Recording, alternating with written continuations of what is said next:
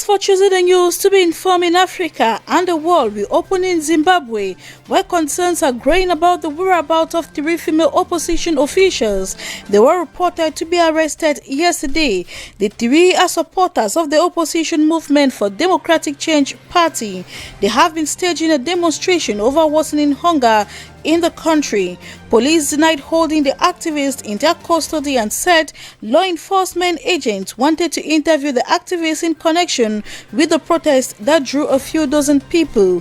Western embassies are expressing concern. The EU delegation to Harare has urged the authorities to establish the whereabouts of the three. Amnesty International says authorities in Zimbabwe must urgently account for the three missing female leaders and ensure their safe return amid fears of their safety, all coming against the backdrop of rising political tensions.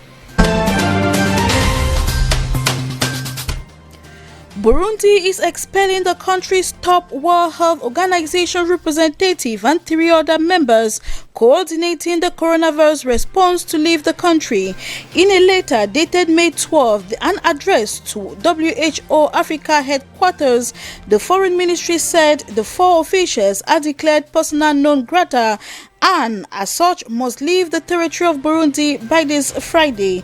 They are expelled and the health minister has totally excluded WHO, accusing it of unacceptable interference in its management of the coronavirus. The African Center for Disease Control and Prevention described the move as unfortunate at a time when greater cooperation was needed to tackle the virus on the continent. The vote for a successor of President Pierre Nkurunziza, whose government has previously expelled other representatives of international bodies, is due on May 20.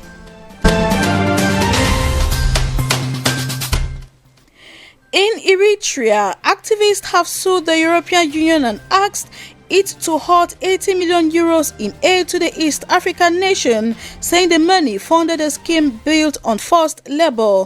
The Dutch-based organization Human Rights for Eritrea said the money funded a major road renovation project that relies on forced labor and failing to carry out due diligence. The activists condemned the system of conscription put in place for that project, saying it amounts to indefinite military service and forces thousands of Eritreans to flee the country every year. The Dutch law firm backing the lawsuit said that it is seeking a court ruling that the road project is unlawful and that the European Union should cease supporting it. The Sahel state of Niger has announced the end of a nighttime curfew on the capital Niamey and reopening of places of worship that had been closed since late March under measures to contain the coronavirus. The Muslim majority country had shut down mosques in late March, but those measures have already been eased for Ramadan. The authorities are asking religious leaders to require that worshippers observe minimum barrier measures. Niamey was shaken by 4 days of unrest in April that had been sparked by the restrictions, with police arresting nearly 300 people.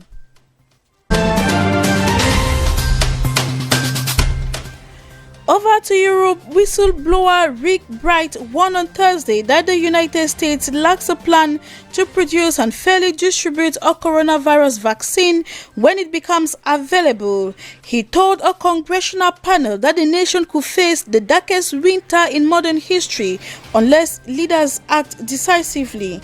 Dr. Rick Bright says he was removed from his position, raising the alarm of unpreparedness, and warned the window of opportunity to bring the pandemic under control was closing, adding that an improved response based on science is needed. The White House has begun what it calls Operation Warp Speed to quickly produce, distribute, and administer a vaccine once it becomes available. European lawmakers are calling for sanctions against Hungary over the government's coronavirus response.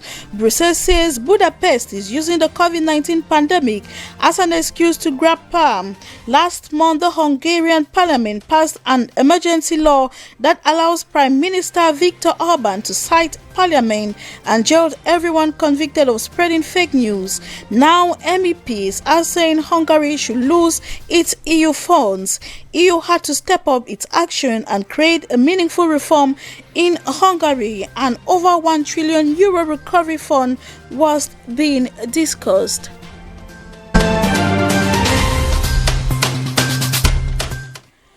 And in Israel, the planned inauguration of an Israeli unity government on Thursday night, headed by Prime Minister Benjamin Netanyahu, has been postponed until Sunday, an official statement said, in last-minute quarrel over cabinet appointments. Under a coalition government with his former rival centrist Benny Gantz, Netanyahu will serve as Prime Minister for 18 months before the former armed chief replaces him. Netanyahu asked his rival turned ally Gantz to postpone the swearing-in so he could finalize cabinet assignments to members of his Likud party, a joint statement said. Through the 3 weeks since the pact was signed, leaders from various parties have bargained for key positions. Case to be continued.